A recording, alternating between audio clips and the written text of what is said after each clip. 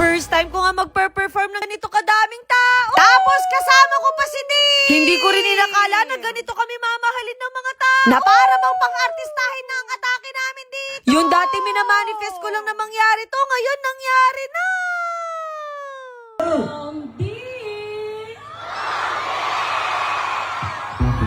At eto nga, kasama ko si Dee kasi pupunta kami ng recording studio. Opo, magiging singers kami for today's video. Ang ganda nga ng pinuntahan namin kasi music talaga yung team niya dito.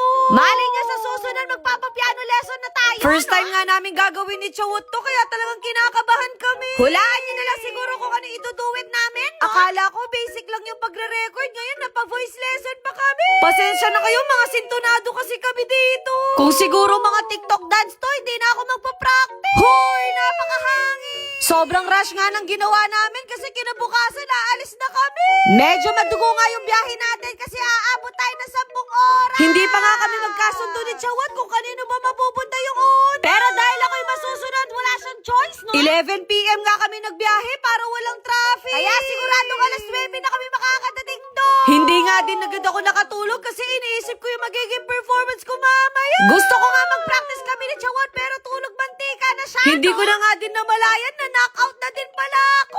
Kaya pagkagising ko, sakit ng leeg ko. Konti na lang magkaka-stiff neck na ako. Pinasyal nga muna kami dito sa bahay ni Mayo. Niyaya nga kami mag-breakfast dito. Ang juicy ko naman kung hindi pa ako papaya. At least nakatipid kami ngayon. Hoy, ang kuripot mo talaga. Ang dami nga pagkain dito, parang pang 50 tao na to.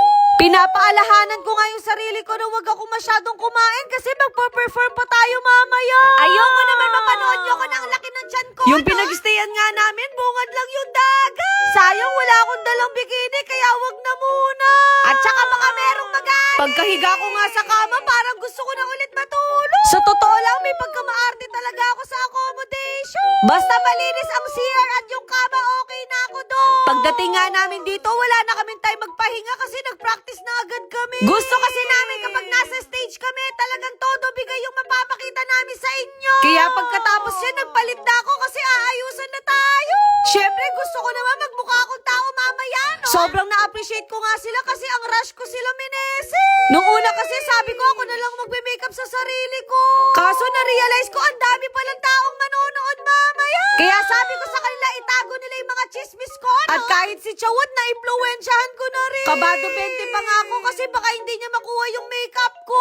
Pero sabi nila trust the process lang daw. At tignan niyo naman yung finish look natin, nagmukha tayong manika. Kaya maraming salamat kay Sir Junel kasi napaganda niya ako lalo. Pero hindi nagpatalo si Dee, mas lalo siyang gumwapo. Aminin niya bumagay talaga sa kanya yung nagkalaman. Pagkatapos nga kaming ayusan, pinakain na kami ng dinner. Kumpleto nga yung breakfast, lunch at dinner namin dito. Literal na sira talaga yung diet ko dito. Mabilis ang kain na nga lang yung ginawa namin kasi kami na yung mag-perform. Grabe, parang panaginip pa rin lahat yung nangyayari ngayon.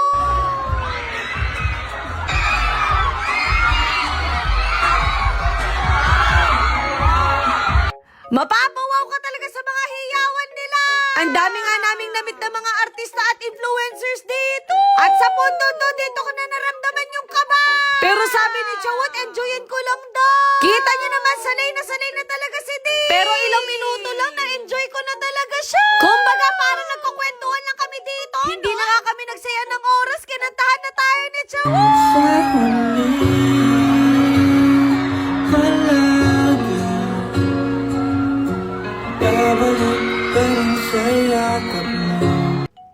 Hindi ka kikiligin ng ganyan!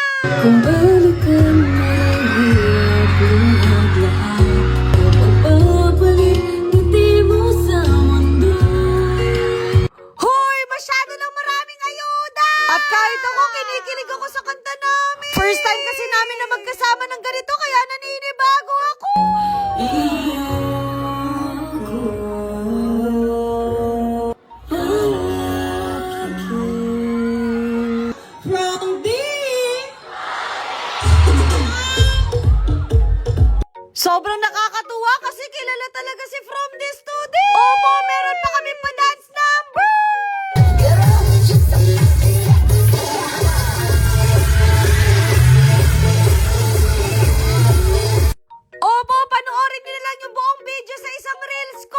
baka hindi na tayo matapos dito. May pahalik pa sa kamay si Chawat kaya nabigla ako. Kaya tuloy hindi na kami napagkakamalang magkaibigan. Hulaan nyo na lang siguro kung anong real score namin. Kumbaga, what you see is what you get.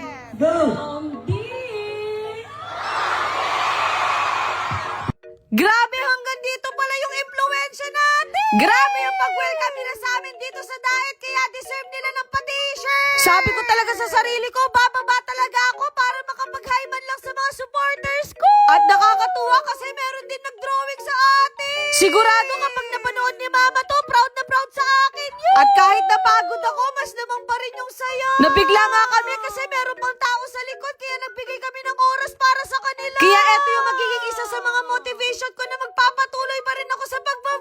At hindi ko nga inakala na meron pa silang pa-surprise sa akin.